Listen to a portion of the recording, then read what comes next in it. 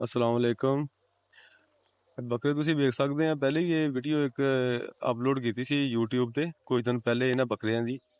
ਉਹਨਾਂ 'ਚ ਦੱਸਿਆ ਗਿਆ ਸੀ ਕਿ ਇਹ 10-15 ਦਿਨਾਂ 'ਚ ਜਾਂ 20 ਦਿਨਾਂ 'ਚ ਬੱਕਰੇ ਨੂੰ ਕਿਵੇਂ ਮੋਟਾ ਕੀਤਾ ਜਾਂਦਾ।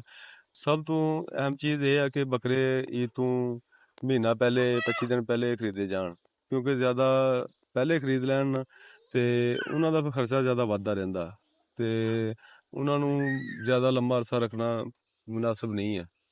ਤੇ ਬਿਹਤਰ ਆ ਕਿ ਤੁਸੀਂ ਇਹਨਾਂ ਨੂੰ ਨਾ ਮਹੀਨਾ ਕੁ ਪਹਿਲੇ ਹੀ ਖਰੀਦੇ ਜਾਣ ਤੇ ਉਸ ਤੋਂ ਬਾਅਦ ਫਿਰ ਇਹਨਾਂ ਨੂੰ ਸਭ ਤੋਂ ਪਹਿਲੇ ਆਉਂਦਿਆਂ ਇਹਨਾਂ ਦੀ ਡਿਵਰਮਿੰਗ ਕੀਤੀ ਜਾਵੇ। ਪੇਟ 'ਚ ਜੋ ਕੀੜੇ ਆ ਸਾਰੇ ਸਾਫ਼ ਹੋਣ, ਮਰ ਜਾਣ ਕੀੜੇ ਜਿਹੜੇ ਪੇਟ 'ਚ ਹੁੰਦੇ ਆ ਨਾ, ਜਿਹੜਾ ਬੱਕਰੇ ਨੂੰ ਮੋਟਾ ਨਹੀਂ ਹੋਣ ਦਿੰਦੇ। ਉਸ ਤੋਂ ਬਾਅਦ ਫਿਰ ਜਿਹੜਾ ਵੰਡਾ ਮਤਲਬ ਤੁਹਾਨੂੰ ਪਹਿਲੀ ਵੀਡੀਓ 'ਚ ਬੱਕਰਿਆਂ ਦੀ ਅਪਲੋਡ ਕੀਤੀ ਸੀ YouTube ਤੇ, ਉਹ ਤੁਸੀਂ ਜਾ ਕੇ ਵੇਖ ਸਕਦੇ ਆ। ਉਸ ਵੀਡੀਓ ਵਿੱਚ ਦੱਸਿਆ ਗਿਆ ਵੀ ਕਿਵੇਂ ਕਿਵੇਂ ਕਿਹੜੀ ਕਿਹੜੀ ਚੀਜ਼ ਮਤਲਬ ਵੰਡੇ ਵਿੱਚ ਪੈਂਦੀ ਆ ਤਾਂ ਬੱਕਰੇ ਵਾਸਤੇ, ਬੱਕਰੀ ਦੀ ਸਿਹਤ ਵਾਸਤੇ ਅੱਛੀ ਆ।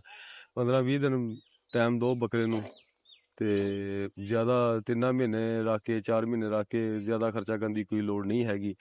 ਤੁਸੀਂ ਆਪਦਾ 20 ਦਿਨ 25 ਦਿਨ ਪਹਿਲੇ ਖਰੀਦੋ, ਉਸ ਤੋਂ ਬਾਅਦ ਇਹਨਾਂ ਨੂੰ ਪ੍ਰੋਪਰ ਵੰਡਾ ਦਿੱਤਾ ਜਾਵੇ ਤੇ ਉਹ ਫਿਰ ਗਰੋਥ ਜ਼ਿਆਦਾ ਹੀ ਕਰਦੇ ਆ, ਮੁਨਾਫਾ ਜ਼ਿਆਦਾ ਆ ਜਾਂਦਾ। ਜ਼ਿਆਦਾ ਲੰਮਾ ਅਰਸਾ ਰੱਖ ਕੇ ਕੋਈ ਫਾਇਦਾ ਨਹੀਂ ਹੈ। ਮਹਿੰਗਾਈ ਆ, ਮਹਿੰਗਾਈ ਦੀ ਵਜ੍ਹਾ ਤੋਂ ਫਿਰ ਮਤਲਬ ਜ਼ਿਆਦਾ ਨਹੀਂ ਬੰਦਾ ਅਫੋਰਡ ਕਰ ਸਕਦਾ ਤੇ ਖਰਚਾ ਜ਼ਿਆਦਾ ਆ ਜਾਂਦਾ ਬੱਕਰਿਆਂ ਤੇ।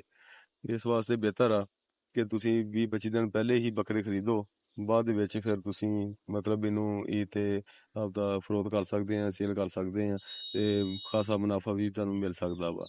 ਤੇ ਤੁਸੀਂ ਵੇਖ ਸਕਦੇ ਆ ਬੱਕਰੇ, ਲੇਕਿਨ ਇਨਸ਼ਾਅੱਲਾ ਈਦ ਦੇ ਨਜ਼ਦੀਕ ਇਨਸ਼ਾਅੱਲਾ ਤੁਹਾਨੂੰ ਦੁਬਾਰਾ ਵੀਡੀਓ ਬਣਾ ਕੇ ਸੈਂਡ ਕਰਾਂਗੇ। ਇਹਨਾਂ ਦੇ ਹੁਣ ਹਾਲਾਤ ਵੇਖ ਲਓ ਬੱਕਰਿਆਂ ਦੇ, ਇਨਸ਼ਾਅੱਲਾ 15-20 ਦਿਨਾਂ ਬਾਅਦ ਤੁਸੀਂ ਵੇਖ ਲਓ, ਈਦ ਤੋਂ ਪਹਿਲੇ ਇਨਸ਼ਾਅੱਲਾ ਤੁਸੀਂ ਵੇਖ ਲਿਓ ਕਿ ਬੱਕਰਿਆਂ ਦੀ ਬਾਅਦ 'ਚ ਹਾਲਾਤ ਕੀ ਆ।